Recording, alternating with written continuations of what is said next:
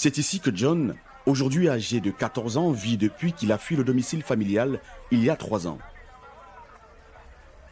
Comme lui, des milliers d'enfants de moins de 15 ans errent dans cet environnement hostile où survivre est une performance. Ce lieu, c'est le quartier général des enfants du rond-point Gaba.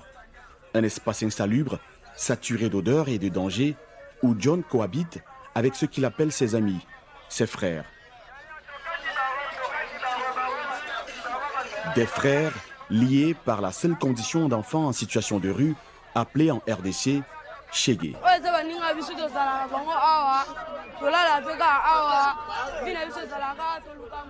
Ce sont mes amis. C'est ici que je passe la grande partie de mon temps. C'est le territoire de mon gang. Les autres gangs n'ont pas le droit de venir ici. C'est nous qui aidons les femmes qui font du commerce tout autour. Et c'est aussi ici que nous dormons.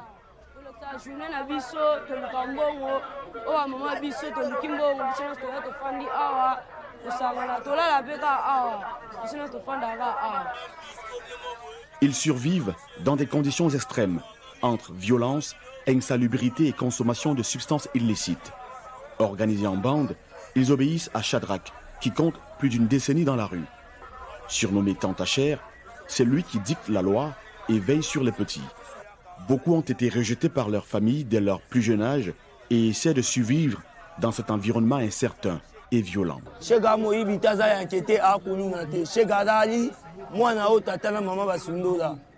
Anchege n'est ni voleur ni un gangster.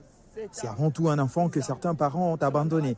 Ici, nous avons des enfants de 6, 7 ans, parfois même à partir de 5 ans. Dans la rue, il y a beaucoup de violence, nous le savons. Mais nous supportons parce que nous n'avons nulle part où vivre. Nous dormons ici, sur des cartons, et ce qui peut arriver les jours comme la nuit, seul Dieu le sait. Même quand la mort survient, nous trouvons le moyen d'enterrer l'un de nôtres. Nous étions 105. Aujourd'hui, 300 morts. Quand nous tombons malades, nous évitons d'aller à l'hôpital à cause des rumeurs de sacrifices humains. C'est pour cela que nous préférons nous prendre en charge nous-mêmes.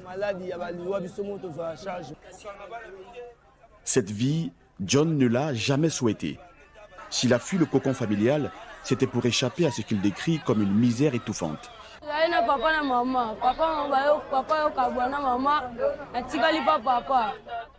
Je vivais avec mes parents jusqu'à leur séparation.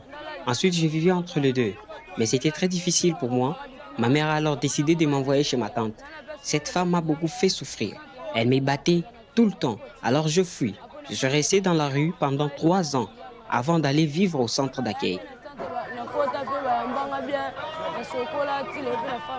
Face à cette réalité, certaines personnes refusent de détourner le regard.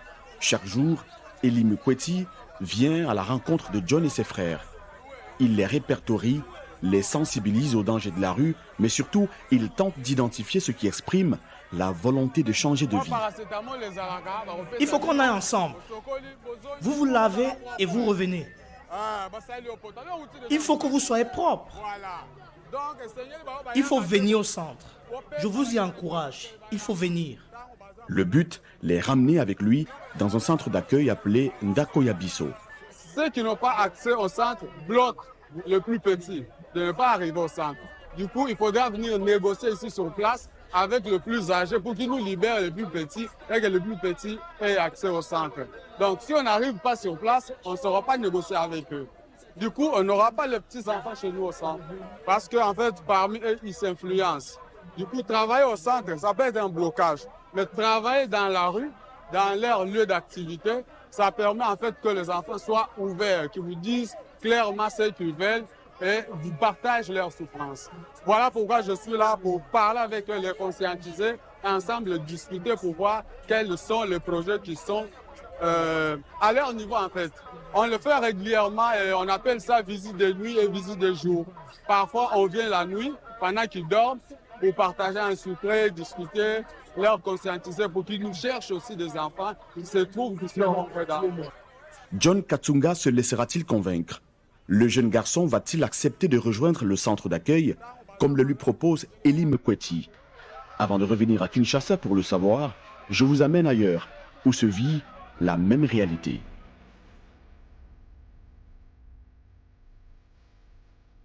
Sur la rivière Chari, N'Djamena, capitale de la République du Tchad, Située dans la partie sud-ouest du pays, la ville compte près de 2 millions d'habitants. Dans une région semi-aride, caractérisée par un climat chaud, la proximité de la ville avec le lac Tchad influence également son climat et son écologie, faisant d'elle une zone importante tant pour l'agriculture locale que pour le commerce régional.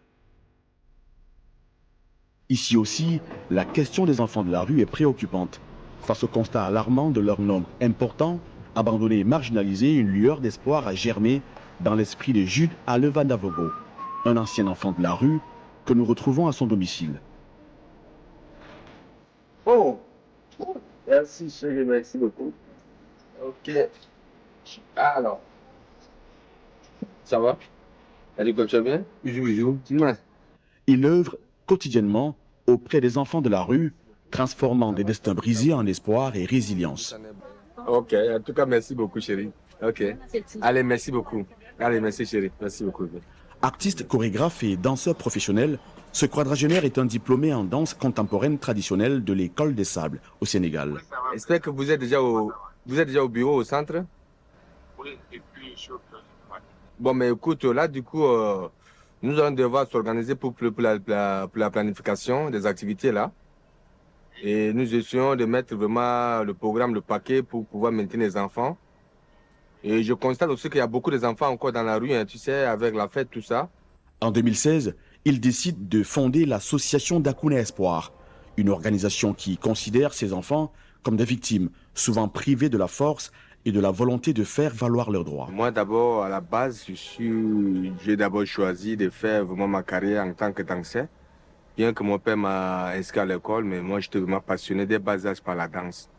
Et comme vous le savez, en Afrique, on voit tout là. Comme c'est quelque chose qui est banal, qui ne peut pas aider, donc c'était un peu difficile, surtout avec mes parents et beaucoup plus mon père, qui, à un moment donné, on ne s'entendait pas aussi dans le domaine que j'ai pris, donc c'était un peu difficile.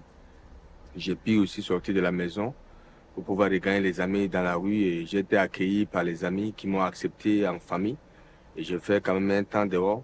Et après, j'ai eu la chance d'être recommandé par un chorégraphe qui s'appelle Taïga Ahmed, qui m'a recommandé à l'école des Sables au Sénégal, où j'ai eu à bien me perfectionner. En danse traditionnelle contemporaine d'Afrique, j'ai fait 3 ans de formation. Et avec cette connaissance que j'apprends, si je veux, je le garde en moi, ça ne sert à rien. Il faut que je la partage. Et donc, du coup, j'ai commencé avec 3 enfants. Après, je me suis retrouvé avec 10. Après, je me suis retrouvé jusqu'à monter à 100 quelques enfants. J'ai eu la chance de postuler à un appel à projet. On appelait Riche for Chance pour l'amélioration des conditions de vie en 2017. Donc, on a été retenu, auquel on a eu une subvention de 9 millions. J'ai dit, tiens, Dieu merci, cette fonds est venu au nom de ces enfants. Il faudra que je puisse avoir un grand local, un centre pour pouvoir vraiment mettre ces enfants à l'aise et que moi-même je puisse travailler dans les bonnes conditions. Et c'est comme ça que j'ai loué un local pour ouvrir maintenant le nom Centre Dakuna Espoir à ces enfants. Le centre Dakuna Espoir, c'est à 10 minutes d'ici. C'est la direction que prend Aleva après avoir enfourché sa moto. Depuis 10 ans, des va-et-vient pour remplir une mission qui consiste à intervenir en urgence auprès des enfants en situation de rue au Tchad en leur apportant assistance, aide et réconfort. Merci. En ce début d'année, l'heure est aux projections sur les futurs chantiers de l'association. Avec ses collaborateurs, le fondateur de Dakuna Espoir se projette sur le programme des prochains jours. D'accord, merci. Donc, on peut ça le programme qu'on aura à exécuter au courant de la semaine. Donc, les responsables de chaque activité sont priés de veiller ponctuellement à l'application, surtout rigueur, ponctualité. Et nous attendons le rapport de chaque responsable à la fin de chaque activité. École mobile, danse comme thérapie, sensibilisation, identification, retrouvailles parents-enfants. Le programme est chargé. Pour le mettre en œuvre, une équipe faite de psychologues, d'éducatrices spécialisées, de chargés de programme et de chorégraphes. Tout à l'heure,